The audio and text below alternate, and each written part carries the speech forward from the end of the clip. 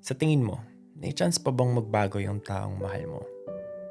Para sa akin, lahat tayo may chance na magbago. Lahat tayo may mga kanya-kanyang pagkakataon para maitama yung mga pagkakamali natin, para maging okay tayo na karelasyon. Pero syempre, paano ba natin malalaman kung ano yung mga dapat baguhin kung hindi tayo willing makinig? Yun yung kulang sa atin eh.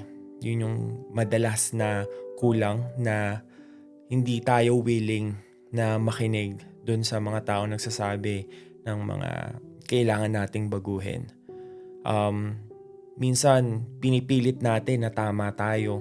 Minsan, hindi tayo nagpapatalo. Pero, pag sa relationship naman, dapat bigayan eh. Na kailangan merong nakikinig kapag may nagsasalita.